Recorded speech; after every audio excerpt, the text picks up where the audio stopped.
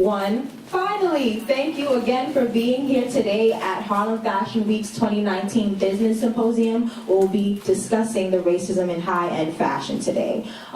We have the wonderful opportunity to be being in a discussion with some marvelous panelists that are here today. I am very excited. I hope everyone here is very excited to hear about the discussion that we will be having. We'll be having 2 panels, one on styling while black, and the second will be on how do emerging designers get access to the fashion elite.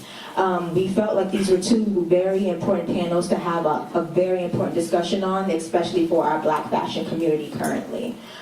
Right now, I would like to bring to the center executive producer as well as co-owner, Tandra Burkett of Harlem Fashion Week, as well as Yvonne Junell, creative director and co-owner.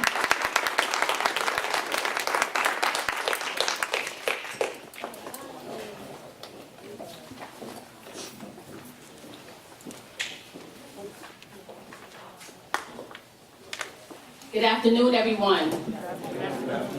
I just want to say thank you so much for coming here today, for having this very poignant discussion on the racial divide in high fashion. Also talking about how we, as in our community, can help each other to develop and grow, and that is really very important. So I feel as though, I feel as though a lot of Black people, or people of color mainly, we are amazing, creative, talented people, but we use our resources, and sometimes we don't really get the opportunity for, just to monetize off of that, but other people kind of monetize it for us. What we did today is we put a few of these images that were just kind of racially controversial in the room. And some of them are from brands that you know and love and support on a regular day basis. But we wanted to just have an opportunity for you guys to have responses to them. How do you feel? What is your emotion toward this? Especially as maybe H&M is one of your favorite stores, or maybe you love Katy Perry, or maybe Gucci is one of your top designer brands. And I remember even having a Gucci bag and feeling like, oh my God, I have one. Like, it's a sense of arrival or status. But now, we come to a point where we have to question what that means to us, And as creators, how do we change this conversation? How do we kind of take that license and use it for something that represents our actual image and our likeness? So Evelise, can you bring me the actual Post-it notes? Or Zane, can you bring me them? I just want to share with you guys what the responses were to some of these. Thank you, my love. Oh, you can give me a few. Yeah, go for it. Thank you, my love. So, with Katy Perry's, why is it so important for non-blacks to continue the blackface and slavery memories so just, carelessly? You thought you had freedom, but what you really wanted was our money. That was good. That was a good one. Take a walk in my shoes. Total ignorance. You don't belong. We accept you only as a joke. Lack of representation in decision-making roles. H&M, unaware. We are what we say. Tone deaf.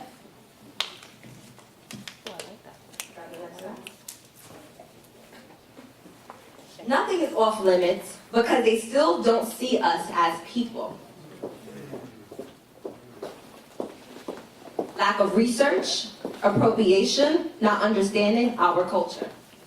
Thank you guys so much for being a part of that. It was really important for us. We're going to share some more comments in our next segment. But we wanted to begin to just kind of stir the conversation around this topic as we begin to talking about, which is our first panel, which is Styling While Black. And what are the issues concerning Black stylists? How can Black stylists build a better relationship with Black designers? How can we build that bridge so we are mutually supported? We wanted to have this conversation because it's really important for us as a community to work together so that we can grow. And in the Black community, we have a $1.1 trillion buying power. $1.1 trillion buying power. The question is, what are we buying? Who are we buying from? Who are we spending our money on? Who are we supporting? How can we grow together? And that is the question that we want to discuss at this particular time. So we're going to start with our first panel, Styling While Black.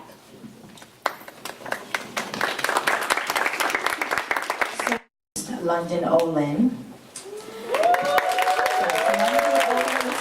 From Brooklyn, New York. He's a published celebrity stylist, creative director, fashion designer, personal shopper, panelist, and self-proclaimed fashion general. What does he not do?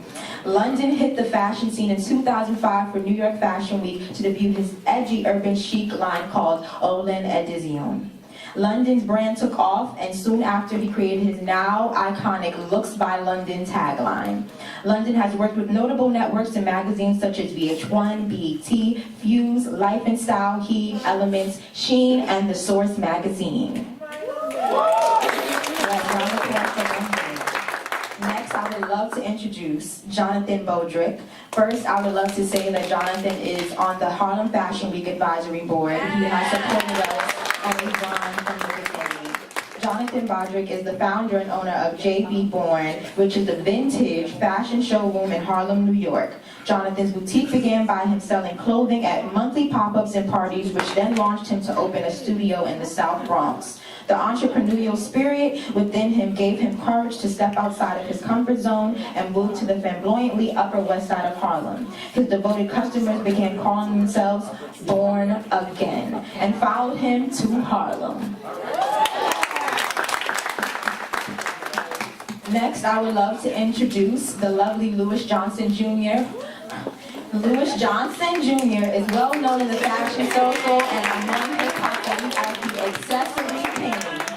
He is a former resident fashion guru of the MTV Sister Network, Noggin TV, and Network's Star Stylist reality show, fashion editor of 12 Magazine, XXL Magazine, and has been a contributing fashion stylist to stuff fly people like Blue Magazine, Uptown Vibe, Essence, The Source magazines, and many, many, many more.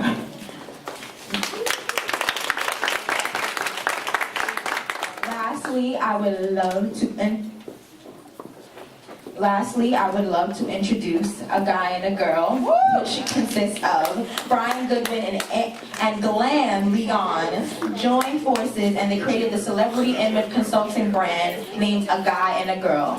This style dream team are the perfect rendezvous operating in glamorous sync. When they are not slaying magazine editorials for the likes of Paper Magazine and Blue magazines and so on, they are busy wardrobing some of our favorite celebs for award shows, red carpets, and TV appearances, coordinating fashion shows and events with some of the hottest fashion hubs and designers. Good. And that will conclude our panel one. Thank you once again. For our panelists, can you please give our panelists another round of applause? And before I get started, since we're, this is a fashion workshop and panel symposium, I just want to give a shout out to actually some of the brands that I'm wearing so that we can support our fellow creators. So I decided to wear some from our emerging designs. This skirt, because I can get a lot of compliments on, is created by Miscellanea Fashion. So isn't this adorable? I love it because she's able to develop these ideas for plus size, but plus size sometimes we don't get. You know what I'm trying to say? Well, we would like to give her a few just when I get a clap over there. We don't really get the specialized fashion we want to. Another panel will talk about that. We will talk about for plus size. We'll do that. That sounds fun, right, Sophia? All right, we'll do that one. So I just wanted to give a shout out to Miscellanea Fashions for this skirt that I'm wearing, the necklace that I am wearing, little bling. Okay, it's actually from a paparazzi distributor called Bling Glam Boom. Bling Glam Boom. And I'm bling today with her necklace on, another emerging brand. And my jewelry, actually my sister got for me, actually from Sassy Jones. Okay, and it's a jewelry I have from Sassy Jones. So I just wanted to make sure that I just give a shout out to the end. My head wrap is fabric that I got from Senegal. Well, we went out about 2 years ago. So this is some Senegalese right off the street. We had a fabulous time buying fabric from Senegal. So this is where the head wrap comes from, Senegal, West Africa. So I just want to please give all those merch designs a round of applause. And we're going to jump right into this conversation. Does everybody got the mic over there? Someone has it? Great. All right. One of the things we want to just make a point at for this panel discussion is that this is a solution-based discussion. Solution-based. And somebody snapped their fingers in the back because oftentimes we have these conversations and you know what, they're just conversations. Okay? You don't want to just have a conversation. And we want to come out at the end of this with solutions. What do we do moving forward? And I'm also going to throw that back out to you as well. So as we're having this conversation and we're growing and talking with one another and we're having this dialogue, I want you to start to begin to think about what are some ways that we want to have a solution-based conversation. So what we want to do, basically what are our next steps? Okay, we want to identify that. The first thing I want to ask is, and talking about this designers, the black stylist, is I'm asking that you please share a little bit of your fashion industry experience. And anyone can start who has the mic. You got the mic? You can start. Okay, so Glam and I, we first met doing visual styling for a small boutique. So we started out doing visual mannequins and styling and that type of thing. Then we graduated and went to high-end retail. Got sick of that, got sick of the schedule, got sick of people telling us what to do and all of that stuff. So we built our own business, styling. You can take it. Yeah, so I'll start from there, but you know, we just felt, well, I know that I did, and I'm pretty sure that Ryan shared this. I felt that, you know, we were kind of being snuffed a little bit in the retail, you know, field. I felt like we had more to offer. You know, my last retail job was Gucci. I was an assistant manager there, and or part of the management team. And I just felt, you know, it was a wonderful position, but I felt like, you know, I wasn't able to fully be me in this store. Mainly because there were uniforms, one, so I couldn't show who I was. And I just felt like both of us had a lot more to offer. Yeah, definitely. So we, one of us had to step out on faith first. So I made the decision to do that, stepped out on faith. I told Brian, once this starts going, then, pray on it, come follow me. And so he did. And actually, we built a clientele working in retail. We worked in, we ended off in luxury retail. We worked in the Americana Shopping Center, which is in Long Island, Manhasset, Long Island. And we built a clientele there. And, so that's why it's very important to not build bridges, because not only did we build a clientele, we also had a rapport with the center, which went a long way, especially with, what we're talking about here, and, really having access to these, high-end brands.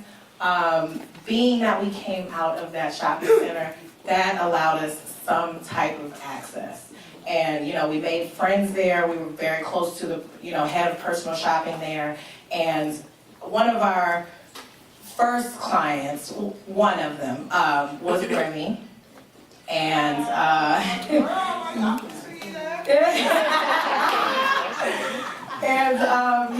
we felt that she just got out, and there we were like, oh my God, if we can get our hands on her, we felt there was a need there. And we just felt like if we were able to get our hands on her, we could really show, and bring out the girl in Remy, or the woman in Remy.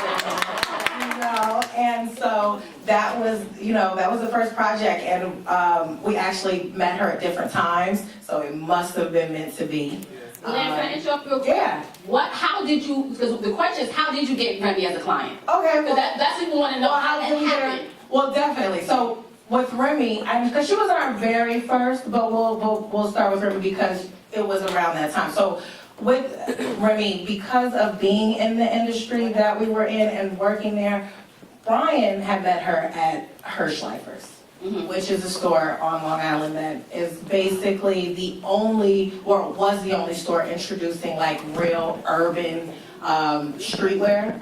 And so they were the first to do that there. What did you do to catch her attention? Right. That's what you want to get to that part. Like, Okay. Yeah. Sorry, so Brian met her, yeah, because I'm a talker. Yeah. Brian met her there, and I actually, one of my clients, that's why I said on Burr Bridges, one of my clients owns the New York Mets. And I was we went to the Beyonce concert, and she was like, do you want to go down and see Beyonce? And I was like, absolutely, like closer to the stage, got down there, Remy was down there, and I just walked up to her. And her security tried to, kind of stop me. And she was like, no, it's okay. And I was like, hey, I just wanted to, let you know that I love you. And I don't know if you're looking for a stylist, but that's what we do. That's what I do. I have a partner. I said, you actually work with him at Hirschleifer's. I said, he's the guy with the dreads. And so that's how we kind of interacted. She said, well, say your number in my phone. Okay, so what you did in that particular situation is take initiative. I want to say, okay, yeah, so you have to put yourself out there. Yes. Okay, I want to make, because it was important that we have the stylists and designers in the room. I want them to be able to understand how do we make this step. Yeah, you have to go. Let's move on to Louis. Yeah. And don't be afraid. We weren't afraid of texting her A every million times. weekend, all day long, letting her know we wanted to be her stylist. That's what we did. So you were also consistent. You're persistent about what you want to do. Very. All right, I just want to quickly get everyone to share with us their styling, their experiences, give their background, how they got into the industry. Louis, thank you. Oh, yeah. So I was waiting for the question. Listen, I'm ready. I don't think I need the actual microphone because I actually magnify a little bit. Yes, you want to put the microphone I in your came neck. into this styling game and image making game because I don't call myself a stylist. I'm an image maker. I don't do mannequin shopping. I So, don't go to any. Can I stop you? What's the difference? Because you made a very clear distinction between an image maker and a stylist. What is the difference for My you? opinion of a stylist is those that shop by mannequin. They let the folks in the store tell you what's their hottest and their heaviest hitters. And mine is the opposite. I'm gonna go for your low blow and make it and flip it and twist it so it's the highest thing that you ever see. So I don't do Interesting. styling, I do image making. And I create stories. So these folks that don't know fabrics and fabric seasons, when to wear, I don't pull up with them. I don't even talk to them unless they need education from me. So my game started working with Puffy, started working with Jay-Z. I started off with Try It Yourself at High Care magazine back in the day. So B. Smith, everybody from the original Pam Grier, those were my clients. And I went from that going into Usher, from My Way, that whole album with You and all that graffiti, that was all me back in those days. I'm going to ask you the same. About being creative. I'm going to ask you the same question because it's really important. Because as I know, we're starting out. You want to know, how did you get to that person? Because people are talented. They're sitting in the audience. They have this drive. That people we also on live that are following us as well. How did you do it? Like, how did you get Puffy? Like, how did that connection happen? So they know what to do to make their connections. Meeting folks, being out in the street, like they said, don't be afraid to come talk to folks. There you go. Groovy Lou and Sybil Penix, who was the original style crew back in the days from Uptown with Horace Brown, Christopher Williams, and The Leather from Jodeci, and Mary J. That came from Groovy Lou and Sybil Penix. They came to me one day and said, hey, it was shortly after Biggie died, they came to me and said, yo, Puff's looking for you. Why are you looking for me? He's like, you did Usher, right? I said, yeah. He said, well, we're about to do No Way Out. We need a new stylist. I said, okay. So in between that, going into just sitting back with them talking, I went to Double XL and did their first 4 issues of Double XL magazine. So it was just those steps that I was doing, those smaller steps, that led me to the higher people because they were seeing my work either in editorial or they were seeing me out there pulling, running through showrooms all up and down 7th Avenue and pulling. And that's pretty much how my life started. I want to just make a point of something that Louis said, that meeting people. One of the things they've always said, you have to be in the room. Oftentimes we don't go into the room, we don't go to the network, we don't go to the opportunity, we just go to the show and then that's it, but we don't go to the events. It's very important to take that time to say, I'm going to meet people. So I'm glad that you shared that, because that means you want to take that step first. You have to be in the room in order to make those connections. All right, Jonathan. London, but I think what's important is the fact that you had an elder in the industry that said, I'm going to support you. And that's what we're talking about. How do we support one another? She came and encouraged her at a very integral time in developing a career and spoke into her life and encouraged her to move forward and not to give up. How many of us are doing that for one another? How many of us are coming alongside someone and saying, you can do this?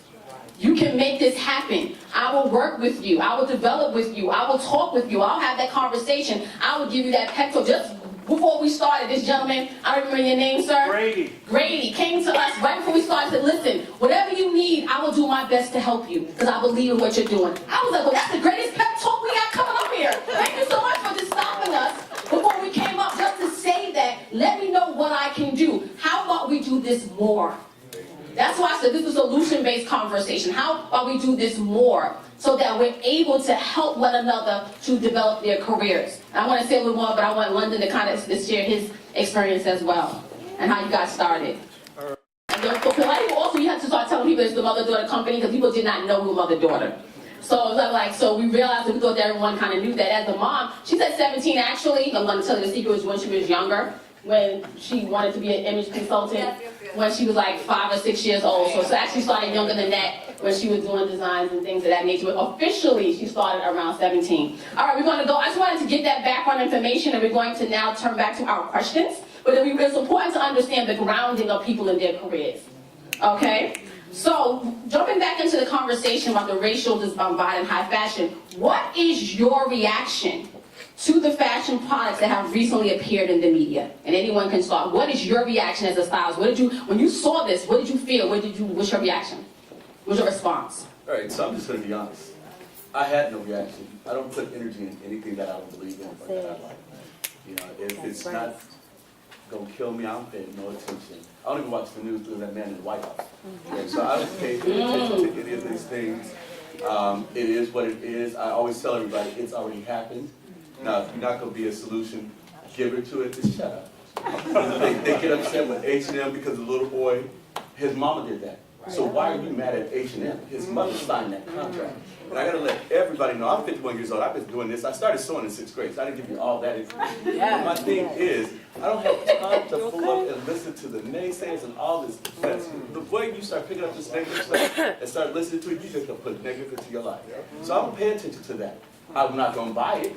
It's going to be out there, somebody's going to buy it, and let that person wear it. You know, I've read these comments, and I walked through and read all the comments, and everybody had their right to everything that they wrote on that paper. I agree with it or I don't agree with it, but I didn't care about it. I'm just real and I'm just honest. I don't get caught up in this stuff. The people who said they don't like Gucci, I say they don't like Gucci. But then 7 minutes later at a church function down around the corner, they got their Gucci on because they know none of y'all from the fashion world is going to be there.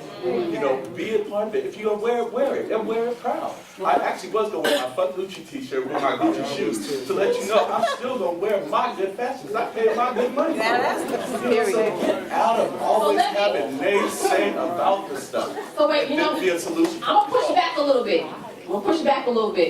Because I'm going to push back a little bit on your comment. Okay. Because and you said it was, the terminology was image maker. Because I had a couple of different terms I want to make sure I got. As an image maker, what people see, as London said, has a story. And the story matters. The reason why people spend so much money on football, Super Bowl commercials is because that 30 seconds, they're able to reach so many people and they're sending a message. And that message has power. So understanding that, can we just, as people of color, say we don't care because this message is saying something? So can you give me a little more about what you mean by that? Because it's saying something, and because media is so very powerful. The message that they send shape the minds of people. So But you what do allow you it feel? to shape. Well, if we allow it, obviously. You allow it to shape your mind. So that doesn't mean it doesn't matter? Let me tell you about my don't matter. I'm not putting no energy into it. That's my don't matter. Now, what they did was ignorance. All the words that they chose up there, it was all of that. But if you're not going to solve the problem, if you're not going to be the person to say, I don't care about this, but what I want to do is change it for the next person, then do it. But if you're not, then shut up. Okay. I know London wants to make a comment, but I want to ask the question. You either do something or don't. As y'all are reflecting, do you really think that what they did was ignorance? Because ignorance means not knowing. So I don't want to use the colloquial term of ignorance. I want to use the actual definition of ignorance. Ignorance means you did not know. Okay. So you want to jump in? Yes. All right, let's go. Let's make it happen. Let's So go. I was watching the Ellen show the other day, and the singer Pink was on the Ellen show. and she was going to she's starting a tour, and she named the tour the Gypsy Tour. And somebody mentioned and said to her that that's a racial slur. And I'm like, well, I didn't know gypsy was a racial slur. Look it up.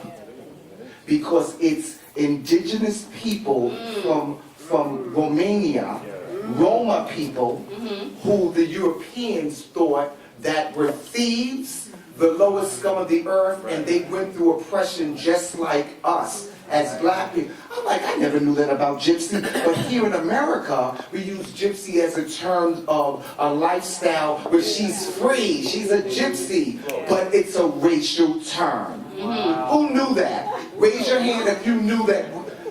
Y'all just I didn't. So I was ignorant. I was ignorant on that. So there is a big possibility that people are ignorant because they don't know the lifestyle. So if somebody at these major brands who don't know about, oh, they don't, I love that red lip. Let's do the red lip and then like kind of knit it and put it on and just kind of, or why don't we do, that looks cute, or with Megyn Kelly when she said about blackface. She was ignorant and didn't know that that was derogatory. Some people don't get it and understand. Do you believe that a multi-billion-dollar company... Absolutely, I do. It doesn't make a difference of money and prestige. Well, in terms of, let me ask you this question, and I know, Glenn, that you wanted to jump in, and I know that, Glenn, you wanted to jump in based on something. Let me ask you this before Glenn jumps in, is the fact that we know that advertising companies do their research because they're creating a presentation. So you feel that they did not, I personally don't believe that they were ignorant not knowing, but that's my personal opinion. Because I don't believe that the history of this, and in addition to this, I can give you a sidebar, I've always also a history educator over 20 years. The history of this country is not that, in terms of level of ignorance, and a lot of things are perpetuated for a purpose to send a message. I'm like, Lamb, if you're not Lamb, yes, I did know Gypsy. Yes. Well, all I wanted to say based on what he said is whether or not they were ignorant, I do think that they do have the power, because they are a billion-dollar company, to employ the correct people. And had they had someone in place, maybe of color then, who does understand, you know, the racial slurs and things that, you know, that they may be ignorant about.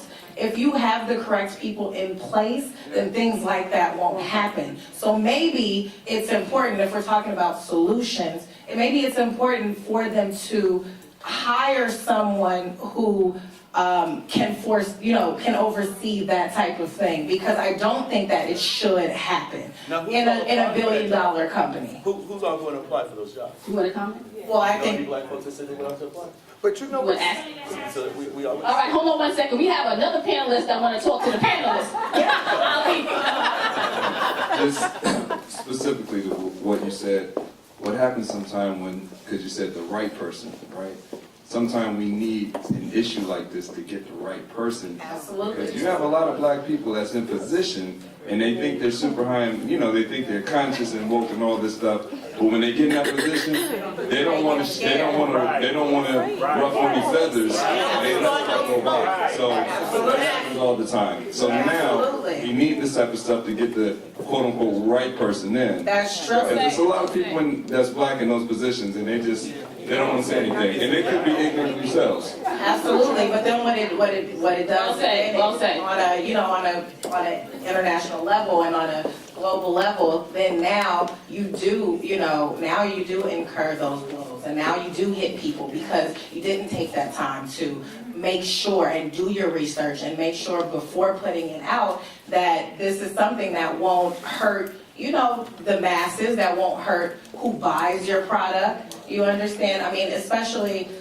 I just think that it's important. I do understand. I agree with what he's saying. I do agree that, you know, that there is some ignorance. I think that there's definitely a level of ignorance. But I think it's important for these billion-dollar companies to hire people who don't so that who don't allow you to make these ignorant mistakes. So I think it's their responsibility to get someone in that building that, or in those, you know, in that position of power that can say, this is not right, we should not push this forward before you drop that release. I'm gonna made under the Black community.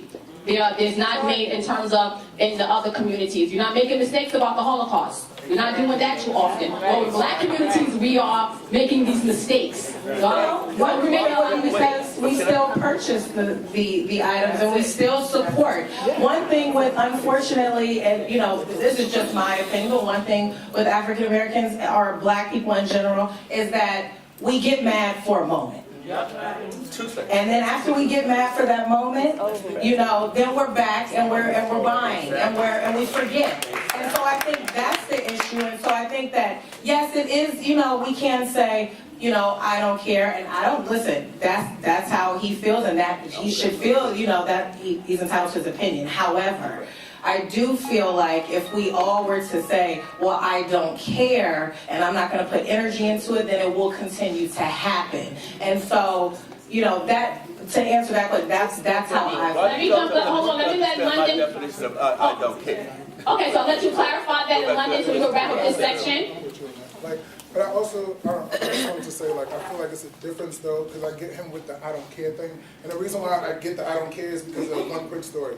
When I went to Barcelona, I didn't get why everybody was staring at me. Like, I was, like, really pissed off. It bothered me to the point where I was, like, almost getting into a fight with everybody. Like, why are you staring at me? Why are you staring at me? What's this about? And it's because of this, like, supposedly they don't know. But then I went again, and it's not, like, I think I had to transform my mind. It's all about transforming yourself. It's not about them. Like, I agree. Like, I feel like I don't care because I'm not going to buy it. I don't care because I'm not going to support it. I don't care because I'm going to make sure my Black people are being seen. I think that's what the I don't care is. Okay. Correct me if I'm wrong. All right. I think that's what it is. And I think that's what we do as a people. We get into a room and we're just like, you're wrong, you're wrong, you're wrong, this is wrong, this is wrong. No, we need to figure out like how we can just say, what can we do as a people together to like make this whole situation go away? Like, we were talking about it, but not one person said like, what can we do now? What's the... It's coming, it's coming. I want to throw a monkey wrench in it because nobody truly knows except for those that was at Red Rooster for the meeting. Did you guys actually know that it was a Black intern that leaked that picture?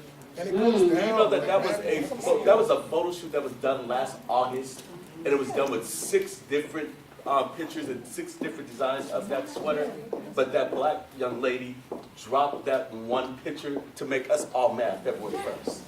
Because that was our National Black History Month. You know, so y'all jumping on everybody is saying this all that mess. It was a sister. But that is, I mean, that's indicative of our history, that we do have people who believe how they can capitalize on this is not, and it's indicative of all cultures. I mean, in terms of that particular piece where everybody is not on the same page, everybody is using an opportunity for this crabs in the barrel mentality also. So we definitely recognize it, but I don't want to just look at Gucci by itself because this has happened as we see in several brands. That's not, right, Louis Vuitton has done, it's not just Gucci. That's, you know, somebody said, Montclair done, H&M has done it. You're trying to say, so my question is not just about Gucci. It is a whole culture of racism in fashion, and the fact that our culture is being targeted. It is not goes up.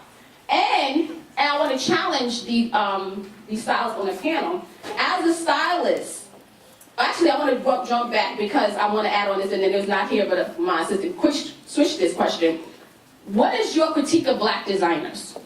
That's important, and I want you to share that because Black designers need to hear this. What is your critique? Before we talk about building bridges, we need to educate one another. You know what? I'm going to be really. Now I'm following and Lewis's footsteps. I'm going to be really honest here.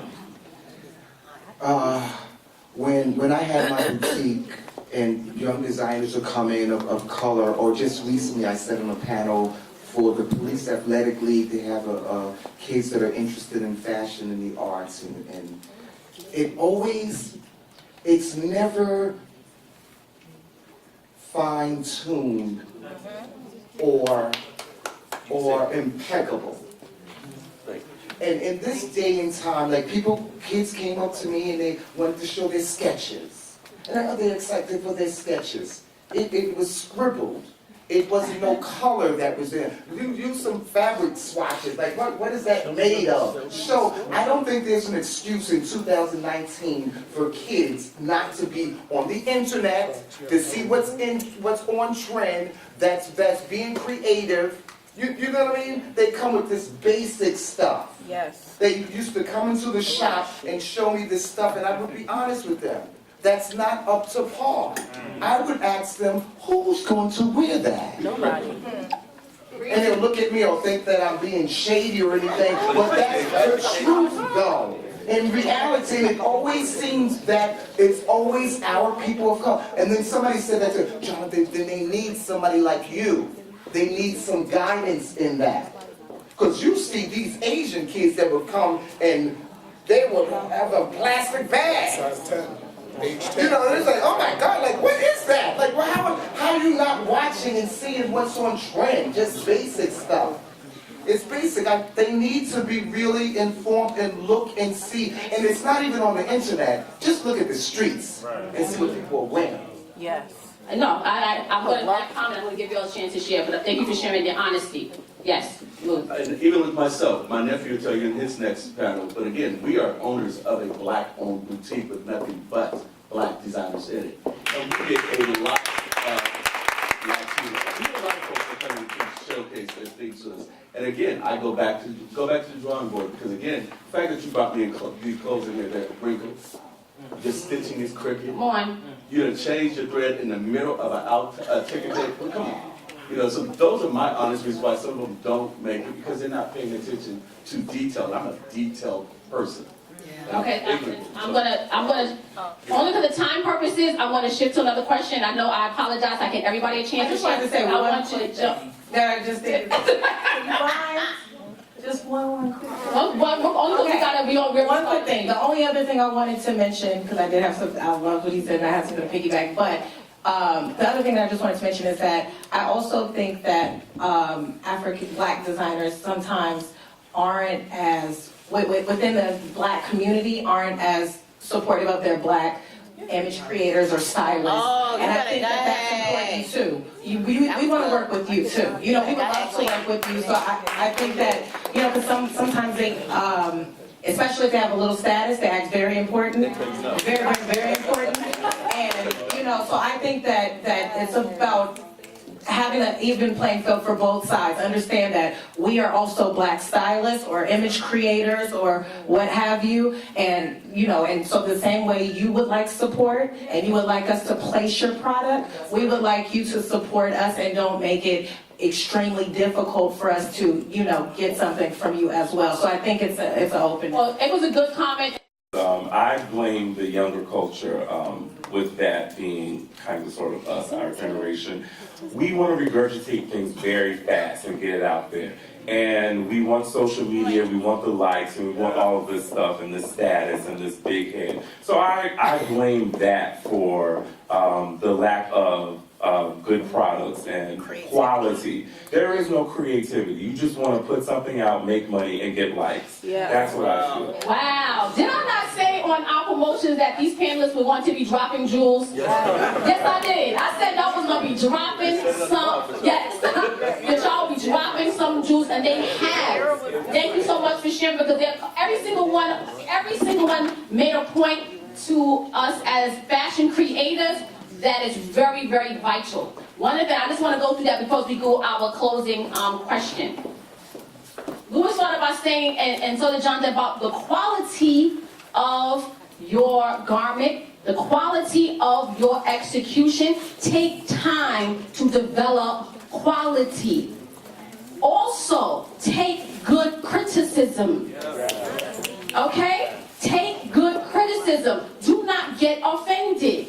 But take good criticism when someone is sharing with you something about your product so that you can develop and grow and make it better. Take pride in what you are presenting. That is very important. Even for us in Harlem Fashion Week, we have had designers come to us for wanting to be in the show, and they give us garments that still have pins in them, saying, I want to be in the show, and ask me, well, why can't I? You got pins in the garment, boo-boo? How are you going? Well, I don't understand. But you actually presented something with pins in the garment. So I mean, that's a problem, and in terms of, that's why I want to ask that question, because I realize that it's very important that we look at how we want to develop quality of excellence and supporting one another. I want to share that as well, because it's so important that we take the time to support one another. And I can say definitely Well, you know beginning. what you just missed? Under her breath, she said, especially being black. Yes. When you know that you're going to be Yes. looked at either with a side eye, a crooked eye, or no Even if your eye. garment is 100%, Together, even Yes. if it's 100%, we're gonna be criticized. Yes, and that's just the reality of it. It may not be fair, but it is true. It is true. It may not be fair, but it is true. We will be scrutinized. 150, like you have to walk in that door and claim it, and you know you have to beat out everybody in the room. Yes, yes, because that is how it's going to be viewed. I want to on that particular note, as what are some things that you feel moving forward that we just think I'll give you a moment to think about it, to be able to help build the relationship between black stylists and black designers, so we can get a stronger network. Just think about that for a second. You ready? well, I'm ready. We actually just spoke about this as I approached today. I want to go back to what Beth Ann and I did many years ago, and it was, we brought stylists, hair and makeup artists all together in one place down on North Moore Street, back at her old office space, and we set. Oh, y'all don't know Beth Ann? Yeah. Oh, but then you shouldn't be here talking about fashion. You know. She's the first person that discovered Tyson Beckford. So. But anyway,